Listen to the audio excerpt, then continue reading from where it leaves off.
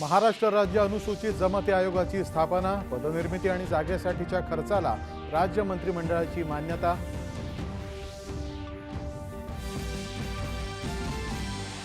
धारावी पुनर्विकास प्रकल्पासाठी दुग्ध व्यवसाय विकास विभागाची कुर्ला इथली 8.5 हेक्टर जमीन हस्तांतरित करायला राज्य मंत्रिमंडळाने दिली मंजुरी।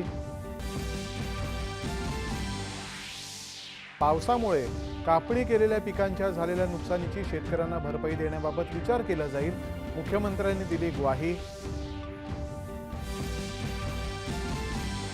केंद्रीय कृषी मंत्र्यांचा पुण्याजवळच्या नारायणगावामध्ये शेतकऱ्यांशी संवाद।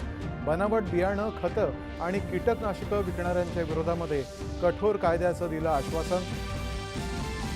रोपवाटिकेतून रोगमुक्त आणि शेतकऱ्यांना लाभ देणारी रोपं मिळावीत यासाठी क्लीन प्लांट कार्यक्रम देशात राबवणार। 9 पैकी 3 केंद्र महाराष्ट्रात, केंद्रीय कृषी मंत्र्यांची घोषणा। हवाई युद्धाच्या बाबतीत ऑपरेशन सिंदूरनं इतिहास घडवत शत्रूला केलं नामोहरम। अशा स्थितीत नुकसानीपेक्षा निकाल महत्त्वाचा, सीडीएस जनरल अनिल चौहान यांची पुण्यामध्ये स्पष्टोक्ती। सर्वपक्षीय शिष्टमंडळांच्या दौऱ्यांना मिळालं यश। दहशतवादाविरोधामध्ये भारतासोबत उभं राहण्याची वचनबद्धता अनेक देशांकडून व्यक्त। 3 शिष्टमंडळांच्या दौऱ्यांची झाली सांगता। लष्कर तैयबा आणि हिजबुल मुजाहिदीन या दहशतवादी संघटनांशी संबंध असलेले जम्मू काश्मीरमधले 3 सरकारी कर्मचारी झाले बडतर्फ।